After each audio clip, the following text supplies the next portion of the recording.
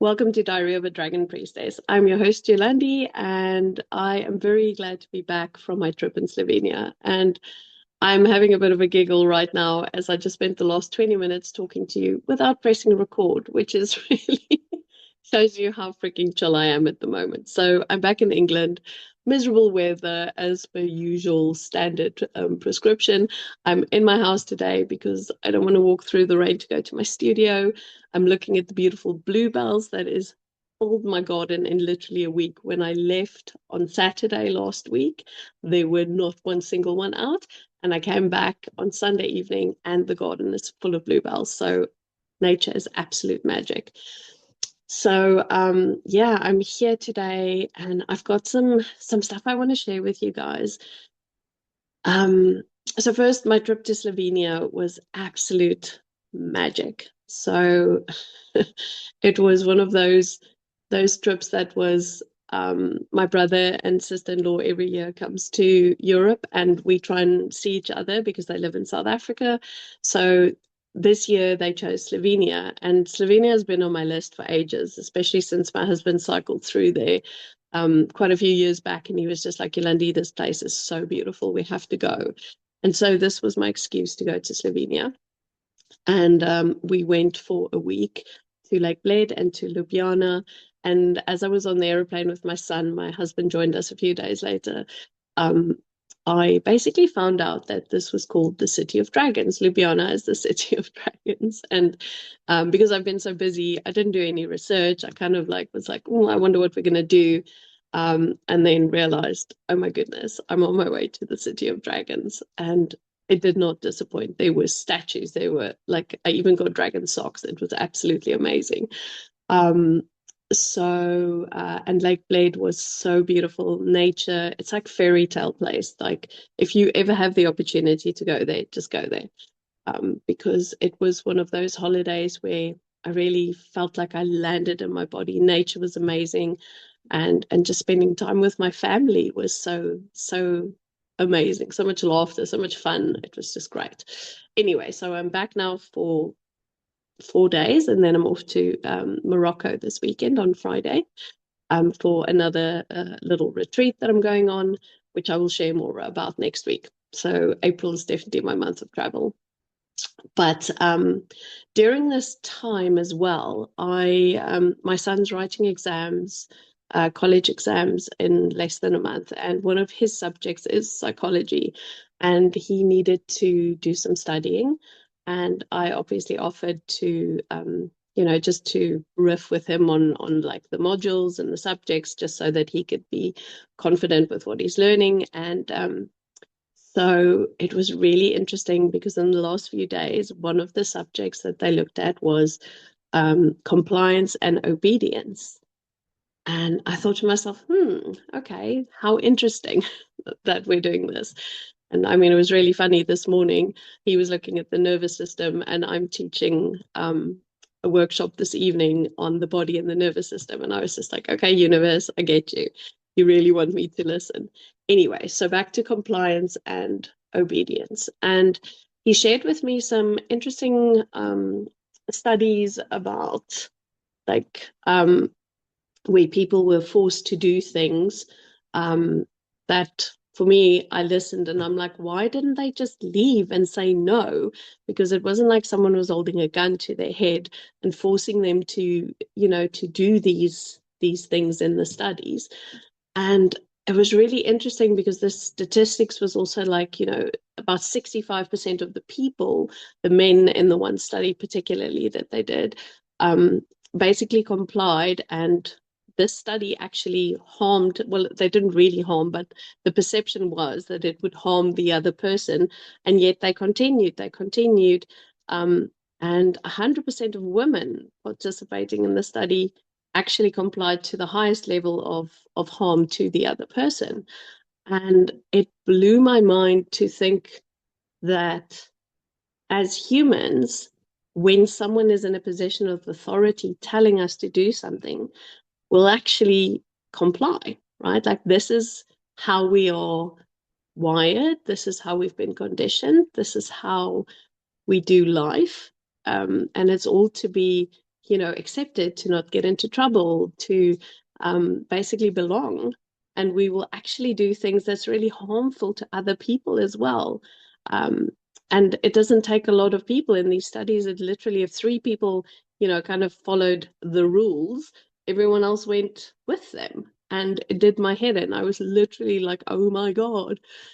So what I then thought about for myself was like, well, where am I being compliant? Where am I being the sheep, following the masses and the ideas of how things are? And I always relate things back to my personal life and to my business life and my relationships and things. And, and I was just like, well, we as a family do life really differently to other people.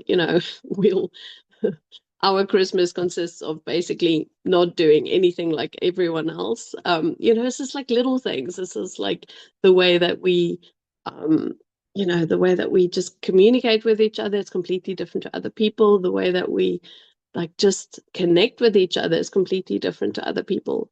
And then I looked at my business and I was just like, well, where am I compliant in my business? Where do I follow the rules of the online world and how we should be doing things? And I've made such huge efforts in the last year to try and like pull myself out of the rules, right? Like I don't market like other people. I don't show up like other people. I don't want to be in that trap of the rules that was set up by some rando somewhere that I'm now needing to follow, because that's the right way to do it. I don't agree, or I don't play with the algorithm and, posting every day and then being, like in all of those, because it doesn't make sense to my brain. And so when I listened to my son talking about these studies, I was just like, oh my God, this is like ridiculous. So where in your life are you currently in the space where you are blindly following rules and ideas and traditions and all of these things without actually questioning it? Like, why are we doing this? Why do we do this? And, some traditions have got real value, and some things that we're learning in spaces have got real value. But there's also spaces where things that we've been told and taught, there isn't real value in it. And when you are in that space where your body starts to feel ick about doing stuff, right? Like if there's a part of you that's going, this doesn't feel right to me, or I don't like this, you need to start to listen, because we are in this process, in this transition period now where we're moving from this collective obedience, from this collective institutionalization that we've been part of, into a space where we are becoming individuals with our own authority, listening to our own guidance, listening to our bodies, listening to the land, and the stars and like all of nature. And we're basically moving back into that space of sovereignty, like pure sovereignty, right? Like what I call soul authority. And this is the time where we really need to start to deconstruct the the buildings, the blocks, the foundations that we have been given by the structures around us. Okay, so it's really time to start to think, well, where does this not feel right for my soul? Like where's this like really dampening my spirit, right? Like that spark for life, that joy, that beauty, that like, oh my God, this is amazing to be alive. Where's that being dampened? Where are you complying to let that die out?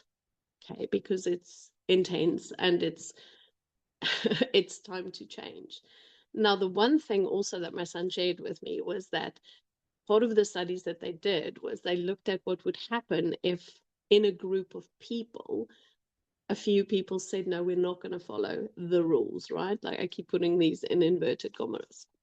So, and it was quite amazing because the minute that one or two people would say, I'm not doing that, other people would start to go, oh, and then they'd turn and they'd actually go with the people who wouldn't follow those instructions that wasn't like proper savory instructions, right? So it was interesting to see that in the studies, like you only need a couple of people, you only need one or two people to actually start to change and to make a different decision, and then others will follow. Okay. It only takes one or two people to make a right decision, to make a hard decision, to make a true decision, for other people to actually start to go, oh, maybe I should do that too. Okay. And that's how I look at us, right? Like, if you're listening today, like, are you one of those people who are willing to go, I'm not going to do it this way? And then be able to inspire other people to say, also, I'm not going to do it this way, right? In your communities, in your environment, in your families, like, you could be the person who steps out of old ways of doing stuff, structures that doesn't serve you or your families or your communities anymore. One person making a change and others will follow. And that gave me so much hope, because I was like, oh my God, we're not doomed. Everyone is not sheep. We don't have to be in a world where we will hurt and harm each other and ourselves to comply and to listen to authorities, okay, and to be in these structures that were set up that wasn't really ever for us.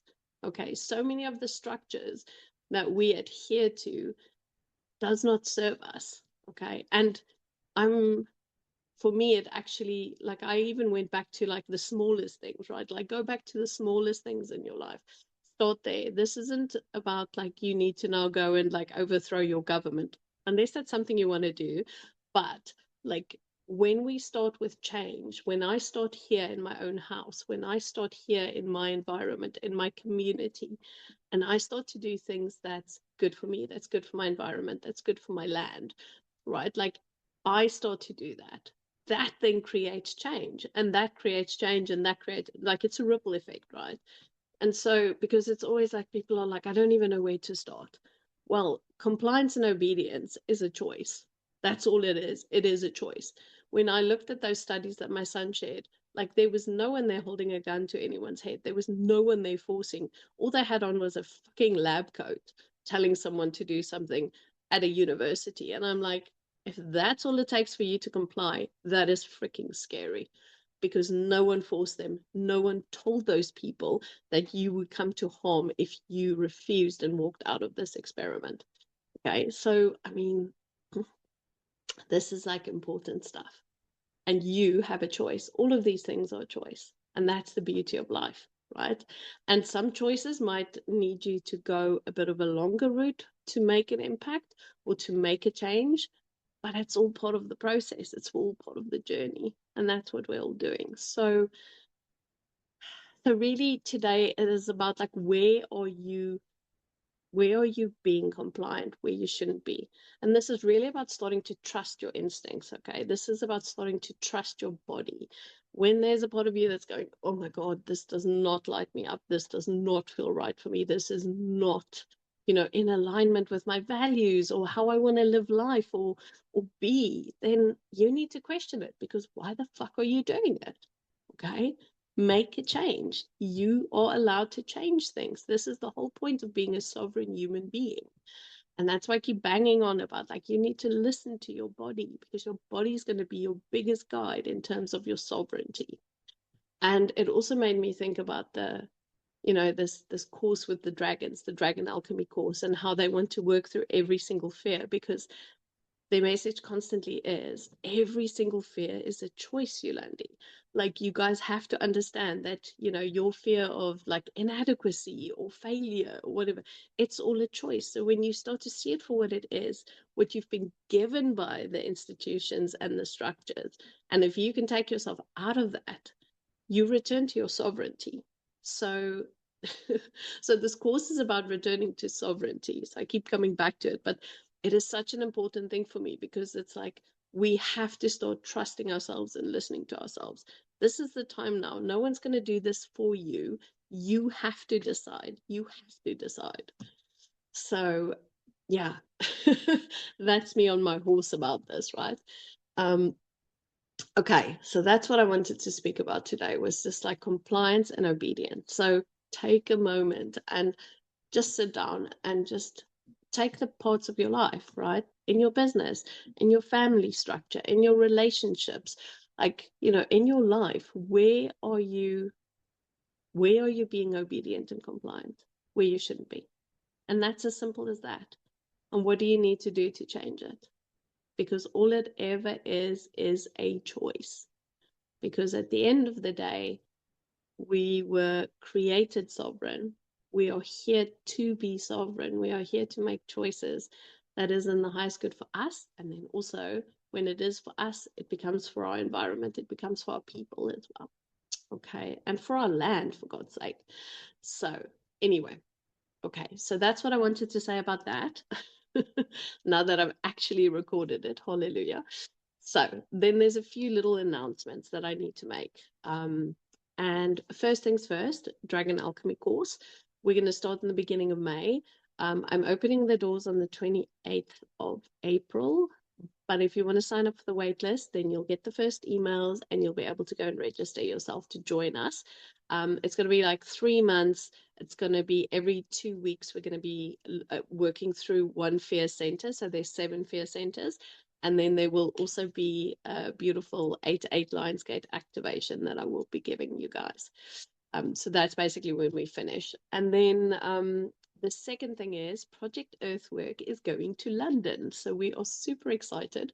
So in May, the 21st of May, it's a Friday, we will be opening the main stage of the Mind, Body, Spirit Festival that's being held at the Olympia in London.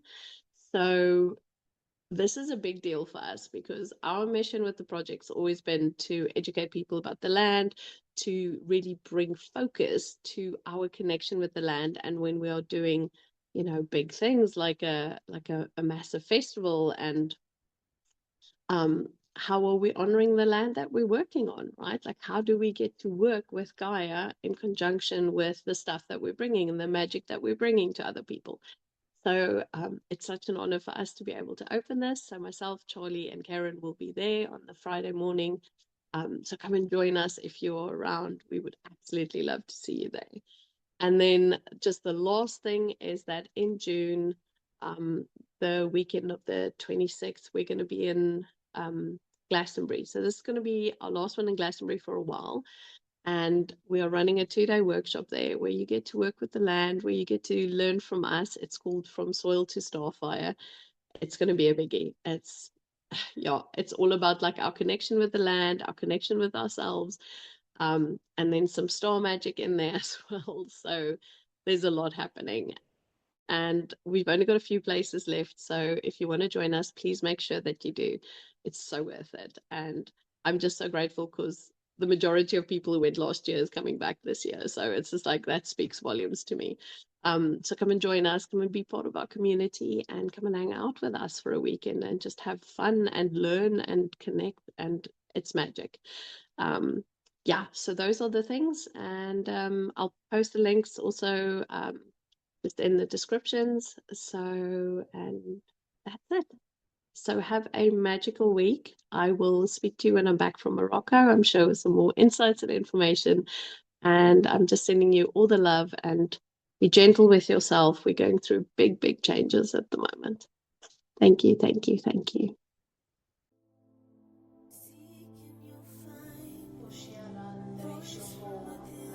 Seek and you'll find.